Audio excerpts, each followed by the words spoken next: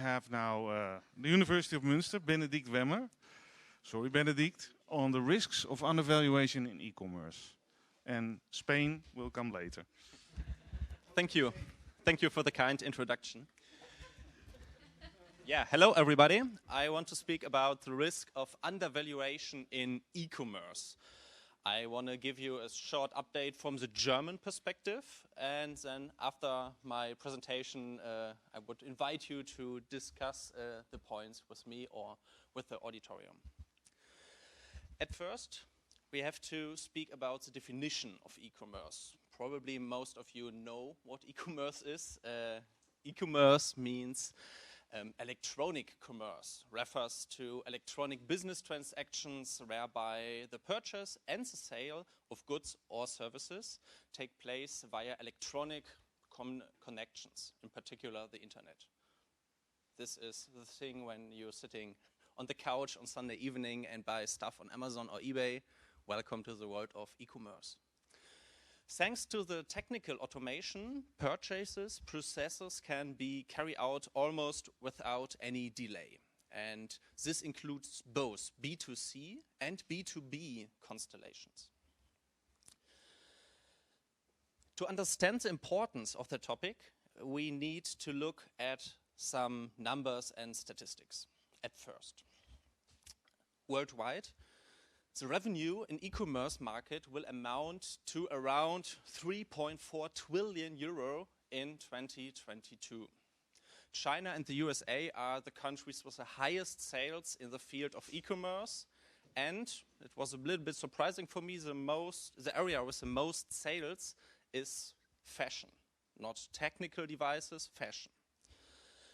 According to the forecast, a market volume of 4.5 trillion euros will reach until 2025. This corresponds to an extended annual sales growth around 10%. So a lot of growth are coming in the next years. From a Europe perspective, the revenue in the B2C e-commerce market in Europe amount to 757 billion euros in 2020. Before the Brexit, the United Kingdom was the EU member state with the largest share of online shoppers. Until now, Germany took the place. But an interesting side fact on this, Ireland is a country with the largest share of total corporate e-commerce sales. Probably one of you know, Apple is based in Ireland, and Apple is one of the largest providers in the field of e-commerce. At least some numbers and statistics from Germany. In Germany, growth sales of goods in e-commerce increased to around 100 billion in 2021. That means 19% growth compared to the last years. The corona pandemic has also contributed to an increase.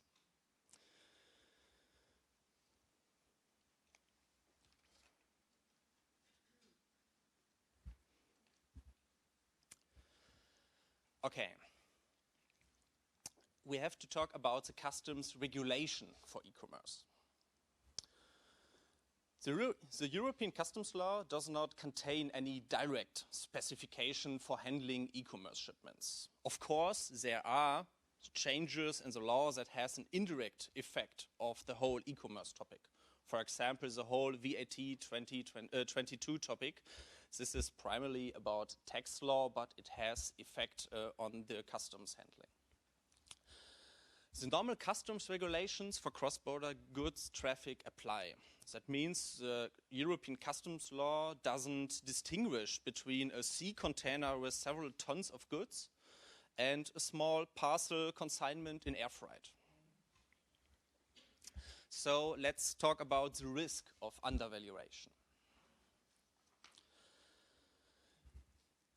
Due to the increasing importance of e-commerce, we should take a closer look at this point.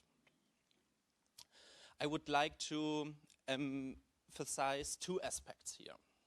The first one, normally for undervaluation, the buyer and the seller must cooperate in a prohibited undervaluation. That means, in the first step, the seller in a third country create an incorrect invoice with an insufficient value, and in the second step, the buyer from the EU use this wrong invoice to declare the customs value. And in the area of e-commerce, this cooperation is often not required. Thus, as a result, the risk of undervaluation is significantly higher. What is the reason for this? In e-commerce, DDP is the most common delivery condition, the most common Incoterm. Delivered duty paid means the seller bears the costs. This corresponds to the idea of a simple purchase without much effort for the buyer. If we buy something on Sunday evening off our couch, then we don't want to do customs declaration. We want to buy the product. In the B2C area, the Incoterm DDP is almost always used. That means the criminal energy of the seller is therefore sufficient for undervaluation. It doesn't depend on the cooperation with the buyer in the EU. And this is a big difference between the normal undervaluation. But this is just the first point. The second point on this is the economic perspective. The extremely high number of import shipments make it difficult to identify those that are declared with too low customs values. I give you some numbers from Germany. In 2020, we have around 80 million customs declaration for release for free circulation in Germany. That was even before Brexit. Now, maybe we have around 100 million. The next numbers are published in April by the German Ministry of Finance, I think. But compared to 2018, the number of imports declaration has increased. The value of the declared goods has decreased overall. What is the reason for this? For me, if I look at the numbers, this is e-commerce. A lot of small declarations with low value.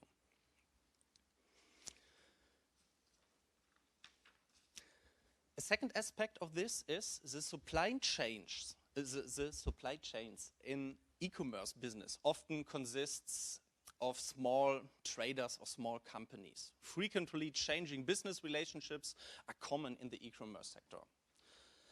Many companies only operated on the market for a short time, and in the event of countermeasures from the customs authorities or from Olaf, the business is often continued under another legal company. They just change their name. And let me summarize this. We have 2 points for the point risk of undervaluation in e-commerce.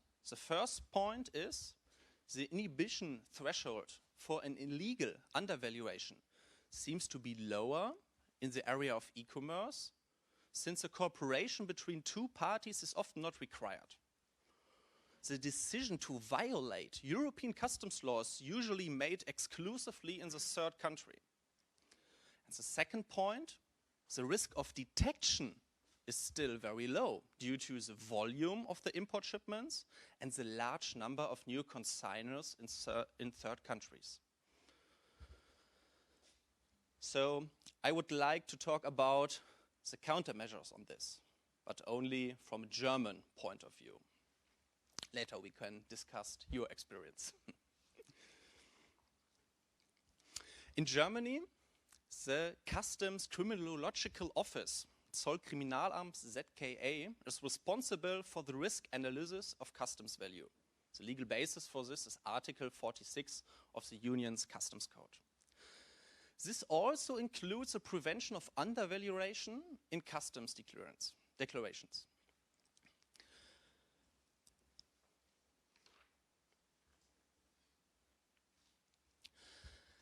The German customs authorities work with a risk profile with reference values. That leads to customs controls based on average prices.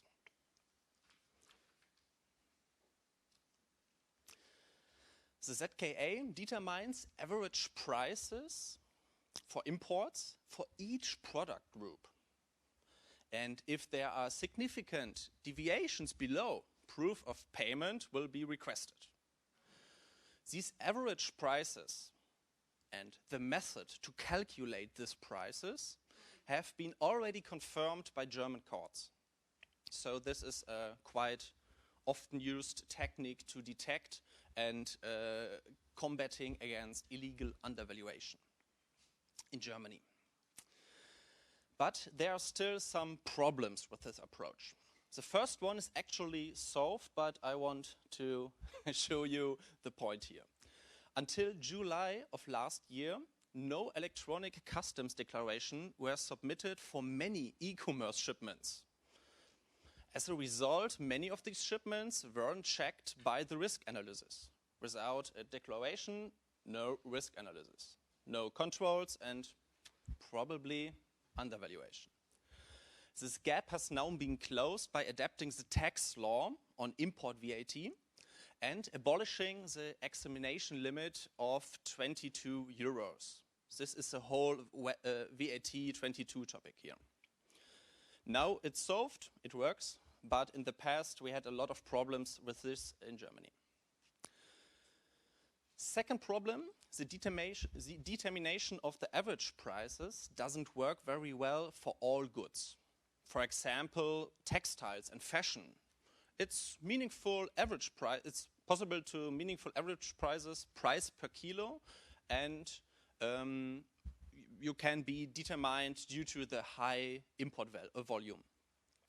On the other hand, an average price is often not meaningful for technical products due to the considerable qualitative difference. For example, cars, machines, tools. It's hard to say what is the average price for a car. It's harder than what is the average price for a t-shirt per kilo. So on this point, this approach is very problematic. But even if the calculation of such average prices has weaknesses, it is still an effective approach to identifying undervaluation in Germany. Besides this approach with the risk profile, I would like to make one practical point here. In Germany, the customs authorities work together with the large logistics service providers to combat undervaluation. The consigners who have been shown that they have sent undervaluated shipments will be blacklisted by the authorities. This makes checks and controls easier in the future. But on the other hand, the logistic companies often block such consigners for future shipments. This wasn't required by the authorities, but this is often a side effect. And this reminds me of the American sanction law. It's quite the same, yeah? This is not a law for European companies, but no one wants to mess with the American authorities, so everyone follow the American rules. And we see this aspect here in the field of the logistic providers. They often block these consigners for future shipments. And this is one of the problems here, because there are no legal basis. And there's a lack of clear legal basis for such cooperation between customs authorities and logistic service providers. There's no legal basis for an import bans due undervaluation, and the blacklist approach acts like a covered import ban due to the civil refusal of contract. Since it's a matter of public law, since it isn't a matter of public law, the legal protection options for the consigners are also very limited. In my opinion, more intensive research should be considered, especially in the area of cooperation between authorities and companies to protect the financial interest of the EU. But on this case, as always, there's still a lot to discuss. Thank you for your attention, and I hope you have some questions.